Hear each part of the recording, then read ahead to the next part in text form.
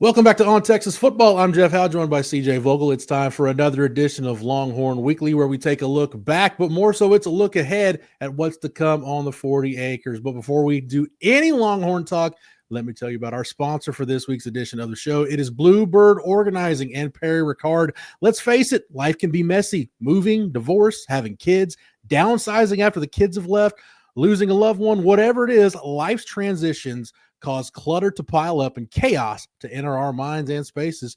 Through professional organizing, Bluebird Organizing helps you in that feeling of being overwhelmed and can make your space work for where you are today. So step into your next chapter with clarity and calm. If the thought of having someone come look at your personal space feels like too much, Bluebird Organizing understands. It's no small task to let a stranger come into your home, but with Bluebird Organizing, there's no judgment, only efficient plans that can make life's processes, like helping a loved one move into senior living, flow with ease.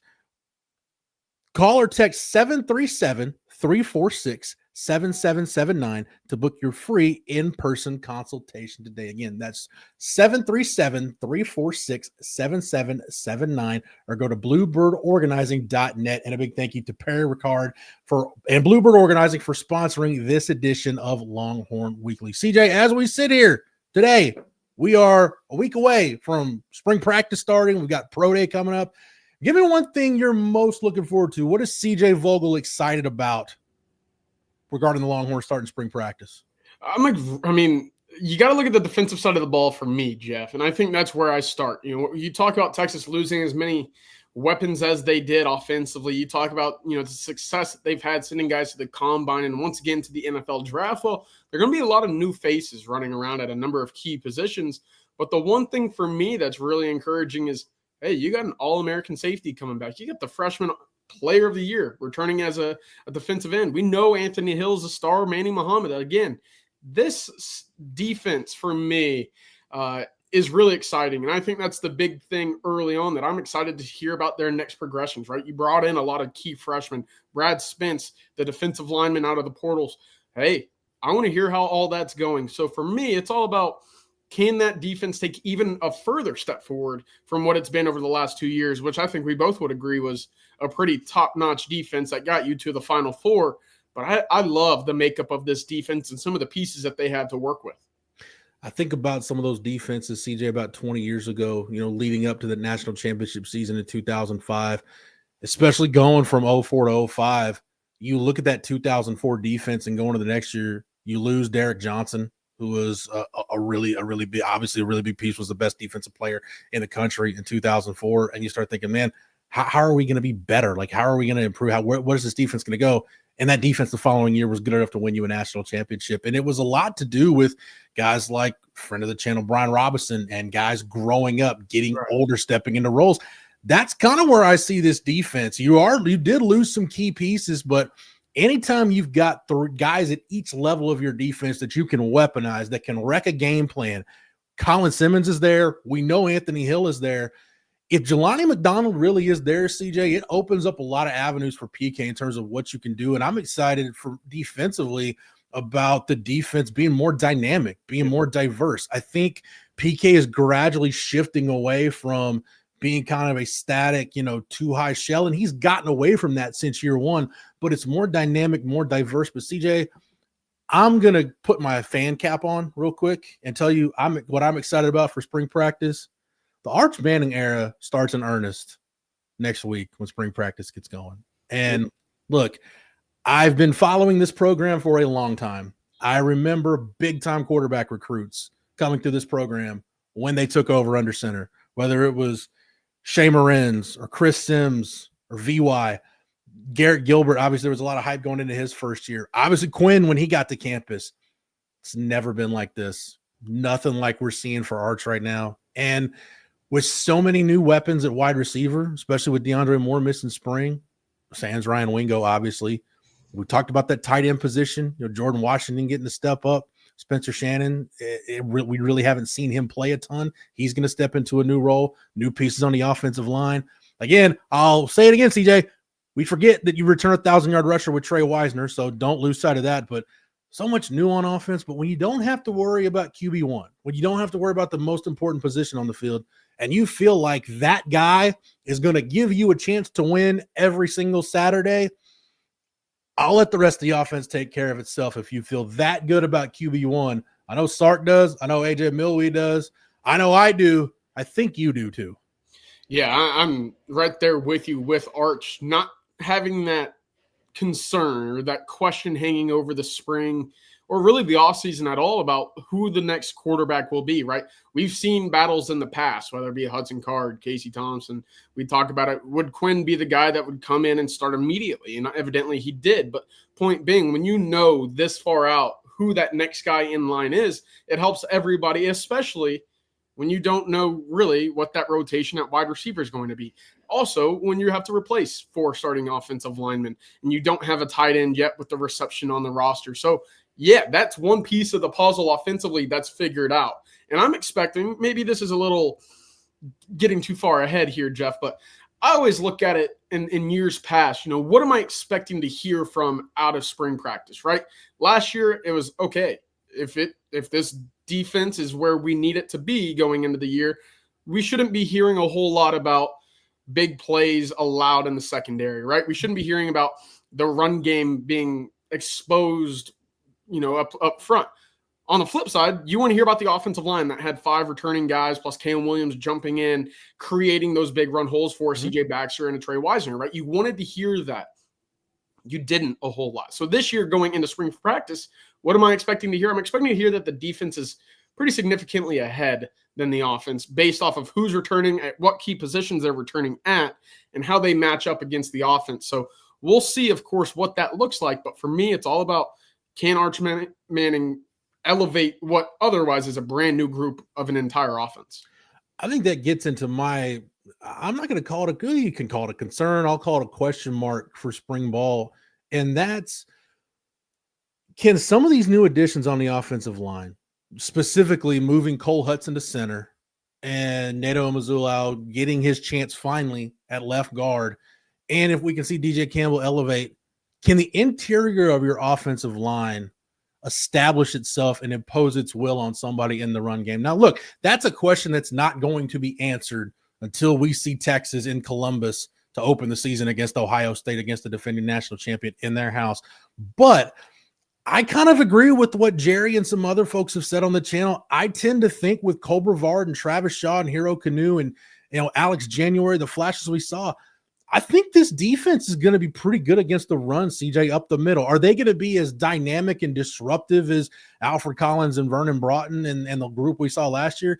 In my opinion, probably not. I've said it's going to have to be more kind of manufactured disruption by Kenny Baker and Johnny Nansen and Pete Kwiatkowski rather than organic disruption. But I think it's going to be pretty good against the run. So this revamped interior of the offensive line, they're going to get a really good test when you get into scrimmage situations. And I know Sark has talked about when they get into scrimmages, there's some veterans that they might pull back. And look, like Trey Wisner is one of those guys. I've said it before, I'll say it again. He was such a warrior last year.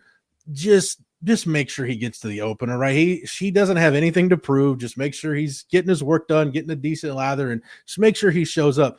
But, DJ Campbell's a guy, CJ, that you probably need him taking those scrimmage snaps to get used to working next to Cole Hudson, for Cole Hudson to get used to working next to Neto Mazzulau. And for DJ Campbell also, it's a new running partner on the right side again with Brandon Baker stepping in for Cam Williams. So that offensive line working together, but that's my focus, CJ. I want to know, hey, how is this offensive line, specifically the interior, what kind of a push are they getting against what I think has the potential to be one of the top quarter run defenses in the SEC, at least from an interior D-line standpoint?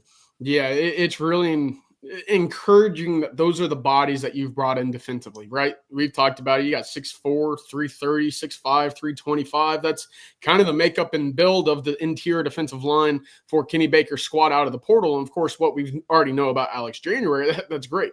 What you see from a Josiah Sharma, what you see from a Myron Charles, and obviously a Justice Terry, that's just icing on the cake for what should be a pretty solid group on the interior defensive line. Again, too early to know for sure just how good they will be. But to your point about that battle with the interior of the offensive line, look, for DJ Campbell specifically, you got to throw him in at every opportunity possible because he's now going into a test without the study guide and Jake Majors, as he's played with for the last couple of seasons, right?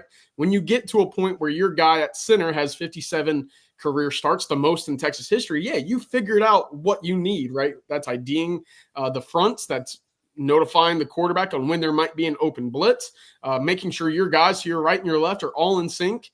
You don't have that anymore. And that's not to say Cole Hudson can't eventually become that, but we just haven't seen it yet. So point being, for DJ, for Cole, for NATO, I'd like for them to go eat together. I'd like for them to go to study together. I'd like them to be joined at the hip for the entire spring, because I think that's the only way that you get that, that uniformity on the offensive line, something that Hayden Conner, Jake Majors, and really Kelvin Banks have all had for the last 3 years.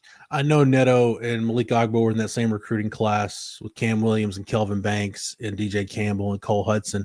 But for Cole Hudson and DJ Campbell specifically, CJ, to be true seniors, I hope they are as excited and chomping at the bit to embrace the role of being leaders on the offensive line and carrying that group, being the leaders of that group, that's not just with your words, that's with your play. I hope they are as ready to grasp that opportunity, take the bull by the horns, as I am excited for them to have that opportunity, because here on the channel, we've talked to Tony Hills, and that's a really big deal for offensive linemen. I mean, he kind of saw the progression of, hey, because you got to think about the leadership Tony Hills inherited when he was a senior.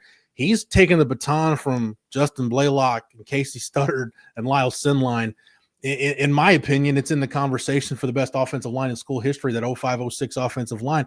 That's a lot, but he talked about embracing it, being excited about it. I hope that's how Cole Hudson and DJ Campbell are approaching the 2025 season. CJ, real quick, other than what we just went over, what's your concern, question mark, that just that unknown variable for you in spring practice you'll be following?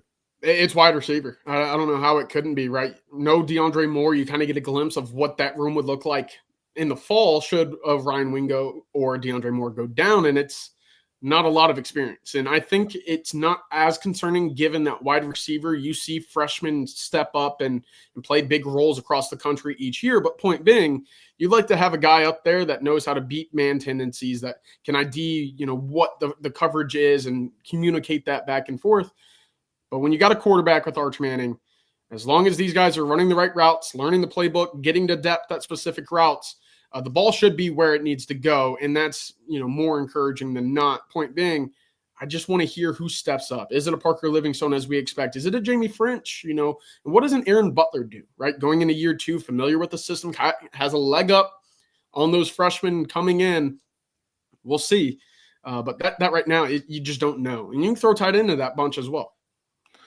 CJ, let's move on to Pro Day. Pro Day's coming up on the 26th, so that's a week from Tuesday. When you look at let's look at the guys either that didn't get to work out in Indianapolis because of injuries or they just opted not to test, and then the guys that didn't get invited, David Benda, Silas Bolden, the rest of the guys that are going to be fighting for their NFL opportunity on Pro Day. Everything's going to be riding on next Tuesday. Who are you most excited to see? Who's the guy that you'll be watching? And again, we're not expecting to see a ton from the guys that did the full gamut in Indy. That's, Isaiah Bond and Quinn Ewers and Matthew Golden and that whole crew. They'll do the on-field drills. But, right, CJ, those guys that it's a massive day for them, who are you most excited to see?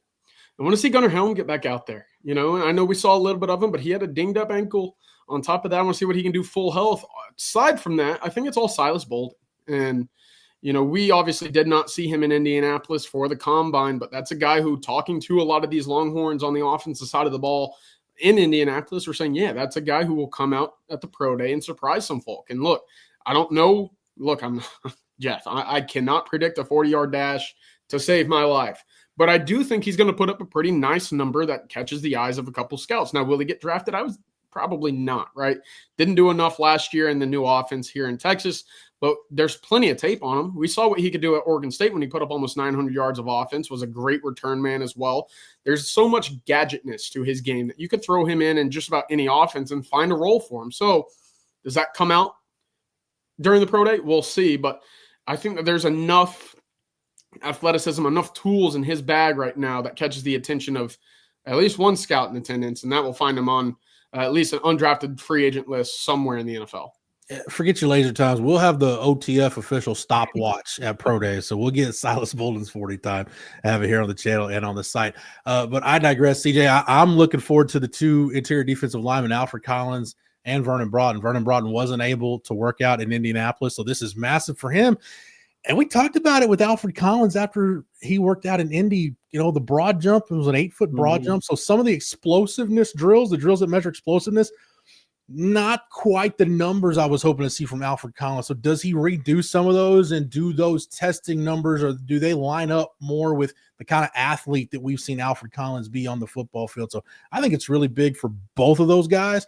And then again, for a Hayden Connor and a Jake Majors, it's really your last chance to put your best foot forward for scouts and front office people. And I think that, to me, CJ, is the great thing about Pro Day. I can remember covering Pro Days recently where there was not a single general manager or a single NFL head coach in attendance. Last year we have 3-4 head coaches, some more front office personnel showing up. So Texas Pro Day is starting to be a must-stop destination for guys on the Pro Day tour. And I had a feeling too, once that indoor facility gets finished, I think it'll even be more of a draw, because you won't have to hear, your talking heads talk about, yes, I remember Daniel Jeremiah a couple years ago, and he talked about how the bubble was trash. Sorry, it was supposed to be temporary when it was built in 2002. So finally, that indoor facility coming along at a time when they need it. But CJ, yeah, I do want to see those two interior defensive linemen. And like you said, Gunnar Helm, should he just not have ran in Indianapolis? I don't know, but we'll see how good the ankle is, where it's at, and if he's able to go and what he's able to do. CJ, let's shift gears real quick. Basketball, we called our shots on the channel on Sunday. I felt like Texas was going to get in. You felt like it was going to be close, but no cigar.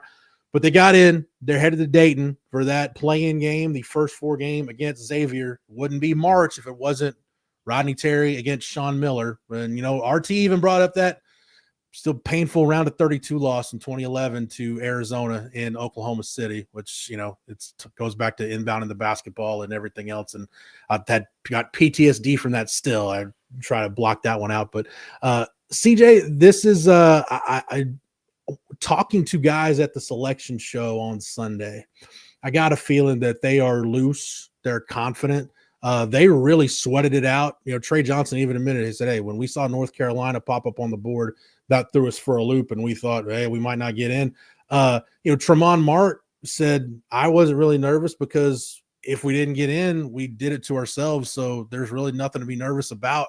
So the guys had all different kinds of emotions, but I think now this new lease on life and the fact that you've got a healthy team that understands their roles now, and with Tremont Mark bringing the ball up, we've talked about what that does for Trey Johnson, what that does for Jordan Pope. CJ, I'm not saying this team is ready to make a run, but I think they're ready to get out on the floor and really see what their best product looks like. Yeah, and I think we've only seen, about a week or two of Texas at that best product. And again, that Tennessee game, I think they just ran out of gas, right? You double overtime game, 3 games in 3 days. It's not an easy thing to do. Point being, they got to play better in the tournament. But look, you had 2 or 3 must-win games, and they went out there and won those games. They took care of business. That one against Texas A&M specifically, a ton of resiliency in that game. But with Kendall Weaver back in the lineup, back in the rotation, with Mark bringing the ball up, I don't want to say it's a brand new Texas team, Jeff, but it certainly feels like it's kind of distanced itself from a lot of the issues that plagued it during the regular season. So I'm not going to say that they're going to go on some sort of Elite 8 run and, all of this will be forgotten, because, look, I think that would be disingenuous to the program and the fans itself. But I do think that there is some hope here for Texas basketball, because they've been playing, again, only about 3 or 4 games, but it feels like their best basketball over the last, 2 or 3 months. So we'll see what happens Wednesday evening. But again, this team knows that they don't have much chance. And I've been looking at like this. If the NCAA selection committee is a yacht, Rodney Terry and Texas have been drowning for about 2 months, Jeff. And for whatever reason, they're just finding new life jackets, the little vests, whatever the little circle thing is that they throw out there. They've just been finding more and more, because Texas has had several opportunities. You look at the game up in Fayetteville against Arkansas. You look at the loss against South Carolina. none of this would be a conversation. They'd be at a 10 and 11 seed right now had those games been won, yet there's new life jackets extended. They find new lives somehow in the back shed every single weekend. Well, they're out of lives now. So we'll see what that actually means for this team when there's no more safety valve for them moving forward. And, their season ends at the end of the 40 minutes and they don't have more points than the other team. Yeah, again, Wednesday night in Dayton, they get that play-in game against Xavier. If they win, they take on Illinois in Milwaukee, where actually Texas was in 2022. Rodney Terry was on that staff, Chris Beard's first year, where they beat a pretty good Virginia Tech team and then really had Purdue on the ropes, and then Jaden Ivey just decided to take over the game in the last 90 seconds. But, CJ, I know for you personally, you like those FIPO lines, the for entertainment purposes only, and the first 2 days of the NCAA tournament, that's going to be like Christmas for you, right? Oh, man. I've posted the setup downstairs from college football season, but we got the 4 TV set up. There's going to be 4 games on at the time, Jeff. I probably won't be taking more than about 100 steps a day. Yeah, I'm looking forward to limited contact from you on those days, sir.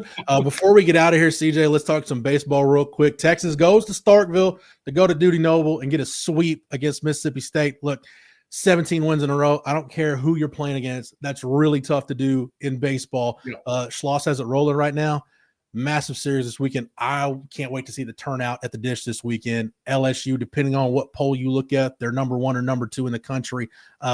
Anytime Texas and LSU playing baseball, it brings out the best in both fan bases. I love when these two – you talk about college baseball brands, doesn't get much better than what we're going to see this weekend, CJ. I keep talking about it, man, but this is as excited as I was about football, and we all were. This is what I was most ready for Texas moving to the SEC. I thought, wow, all the big-time baseball matchups that we're going to get at the Dish, the road environments. This is what it's all about, and it's going to be a great one this weekend.